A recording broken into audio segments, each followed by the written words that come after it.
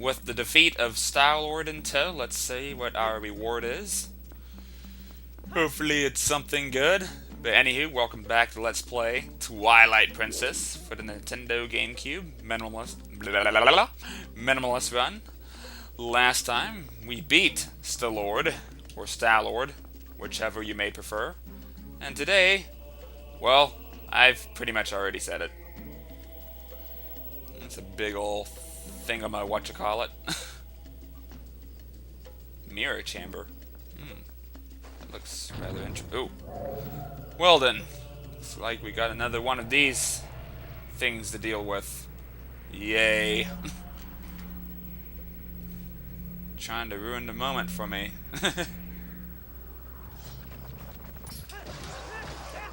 Tell you, stop ruining my moments. Ugh.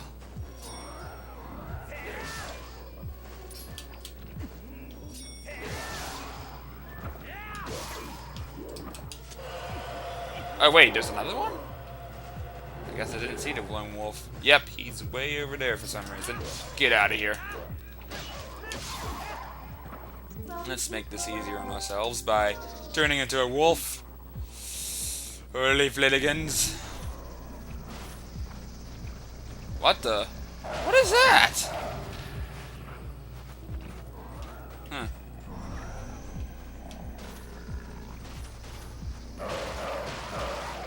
There we go. There we go. Much better.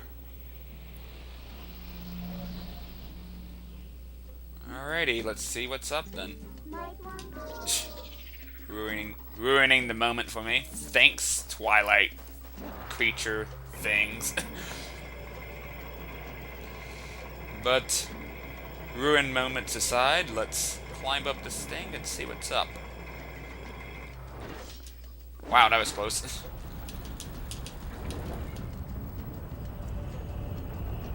I swear, that statue kind of feels out of place in this universe.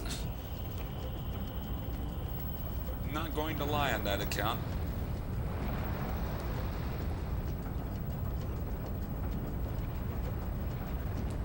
Oh.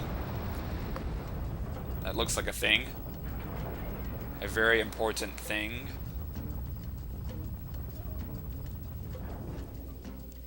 And that thing is a thing, I guess.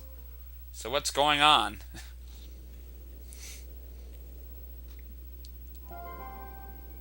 Da-na-na!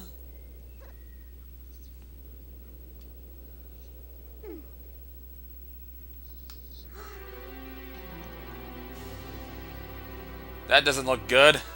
What is this thing? Why are you so freaked out about this? Wait, don't tell me. Is that...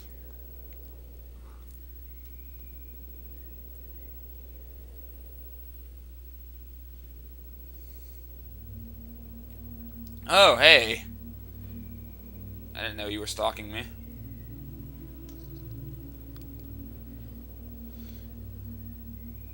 Huh.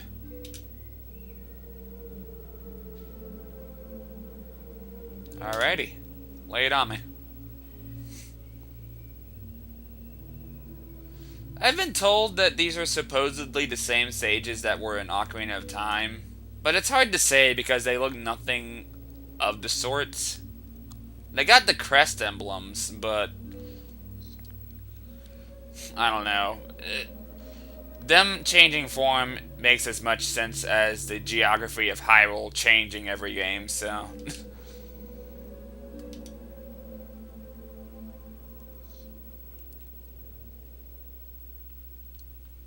Ganondorf.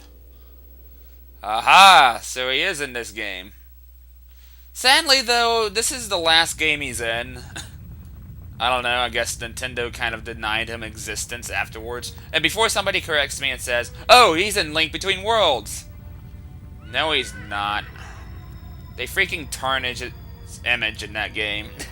The most iconic Zelda villain in the series, and they, like, completely crap all over him in Link Between Worlds, but... alas. Yep, Ganondorf is back, and he's probably pulling the strings this time again. In some way, shape, or form. And yep, he's the very same Ganondorf, the one that was in Ocarina of Time. This is supposed to be, um, like after, what was it, the child timeline of Ocarina of Time? Supposedly what happened was that the Hero of Time had warned Zelda about what would have happened if he was to get a hold of the Triforce. So they pretty much condemned him to death here, which is what you're seeing now. But that also kind of raises the question how he still has the Triforce to begin with. I guess once you grab the Triforce once in one timeline or another, I don't know. Nintendo doesn't make a whole lot of sense when it comes to writing timelines or plots at all, but yeah. Again, the Triforce doesn't have a whole lot of significance in this game, but yeah, that's a thing.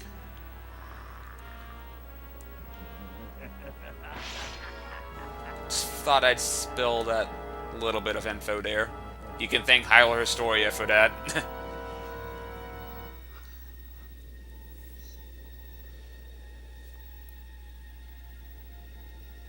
So, with no other choice left to do, to prevent any further sacrifices, looks like the smartest course of action here is to seal away Ganon.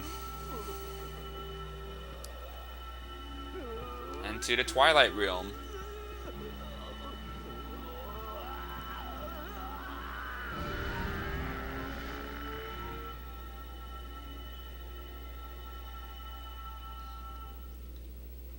Kind of ironic that he was sealed away in his own country, too, so.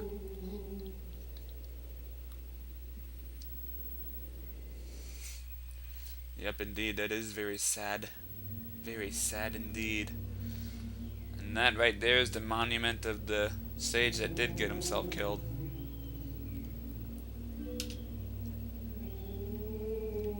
Yeah, that probably explains a lot. It's probably the evil god Zant was referring to.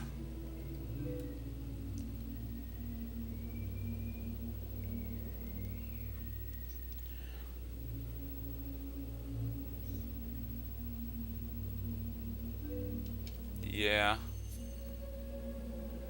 So yeah, that's our Mirror of Twilight. It looks nothing like a mirror, but alas, this thing, the fragments that is, those are the next plot MacGuffins we need to collect, much like the few shadows, so looks like we got some more dungeons to traverse through. And we got 3 of these things to collect. And these things, much like the few shadows, are very dangerous. They can consume a person, much like Pyrus, for example, back in the Goron mines. And there's actually going to be another similar incident to that coming up later. But for now, we need to traverse through the land of Hyrule and find those fragments. So yeah, got a whole nother stretch of dungeons to deal with. So, like I said before, once you get to the second half of the game, if you don't know where to go to next, well, technically you need to do this anyway. We need to head over to the castle town and get things done, set things straight.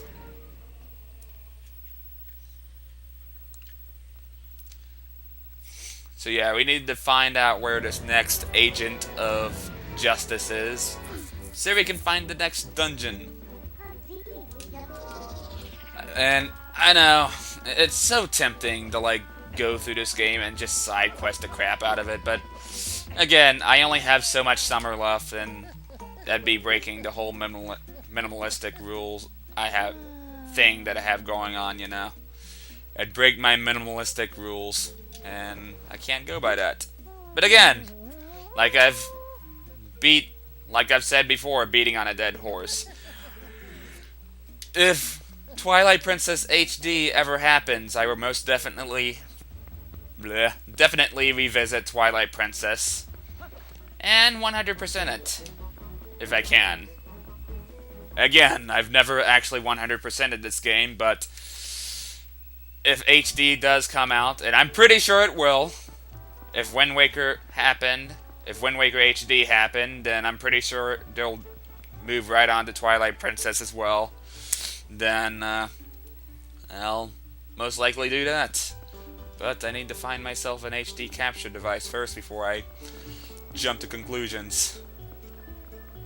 Which, now that I think about it, I feel like I should do something similar in that regard when it comes to Wind Waker. Like, I don't know, would you guys like it if I did a minimalist run of Wind Waker, the original on the GameCube, but did a 100% run on the Wii U?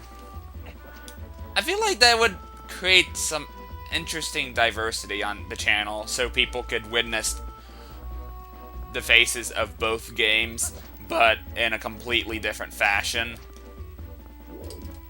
Because, believe me, the world of Twilight Princess is pretty big, and there's a lot of stuff to see. I especially love what they did with the fishing side quest. And in general, I think Twilight Princess has like some of the best minigames in the entire series that are actually kind of fun, I'm not going to lie on that account. And I'd love to show that off, like, in one way, shape, or form, but that would take more than one bonus video, so I guess it'd be best to just save that for a Twilight Princess HD playthrough or something. I don't know, we'll see what happens. But that probably won't be happening for quite some time, assuming it happens or not, so...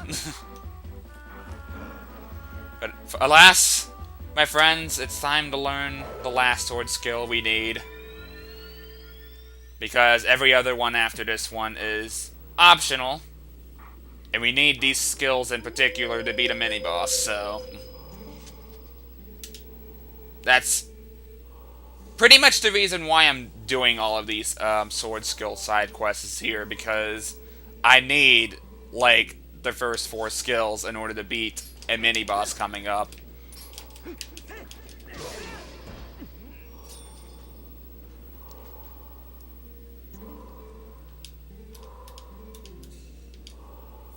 Now that I think of it, though, if you go into the fight without these skills, I wonder how you would suffice doing that.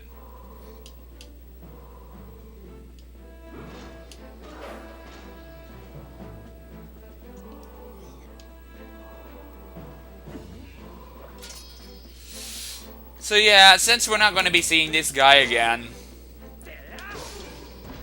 I figured I'd go ahead and explain it now, thanks to Hyrule Historia. Supposedly, this guy is supposed to be the hero of time.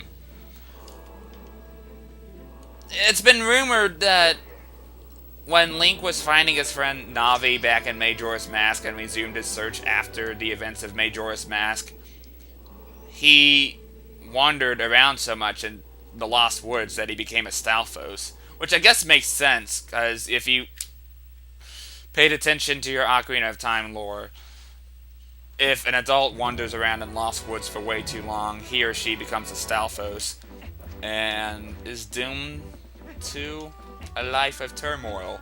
And people have, and even like Hyrule Historia, for one, have like rumored that that's supposed to be the hero of time regretting that he couldn't have left, you know, a bigger impact on Hyrule. Because like, the deeds he's done are all in a completely different timeline, and he's kind of regretful of the fact that, and he even mentions this too, that he never got to pass on his Lost Sword or got to be recognized as a hero. I mean, guys, people do bring him up in conversation, but there's never been any statues or anything heralded of him. Which, yeah, that's kind of a sad legacy to uphold, really. It's like he's an unsung hero of sorts, and yeah, I think that's a really interesting theory to go by. Harry got the armor in the first place? I'm not for sure, but that's probably an afterthought left behind by the creators of Nintendo, so I couldn't tell you. So anywho, we need to head to Snow Peak Mountain next, which is right next to the Zora's Domain, so let's head over there. Yeah, we got a few things to do before we actually head to the next dungeon, so yeah, let's knock that out of the way.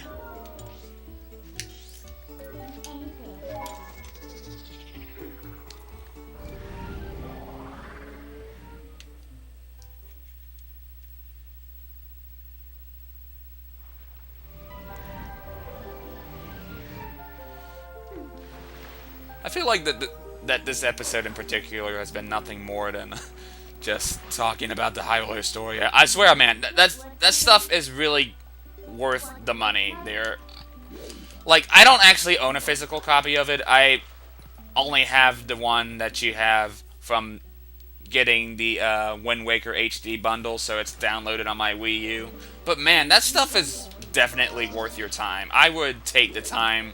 So, like, if you're not planning on getting a Wii U, or at the very least a Wind Waker HD bundle, I highly recommend Hyrule Historia if you are a big Zelda fan. That stuff is very interesting to read. And I feel like it's been, like, the main context of, like, the main source of context as to what I've been talking about throughout a lot of this Let's Play. That stuff is very interesting. I wholeheartedly recommend it. As for where this guy is, I'm not entirely too sure, because these actually diverged right off the map, the side of the map, rather. There's nobody up here. Nobody's going to see me.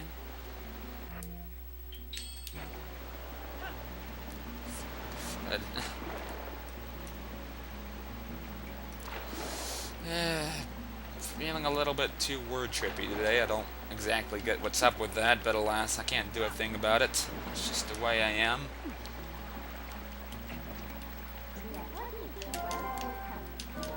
Come on! There's nobody there!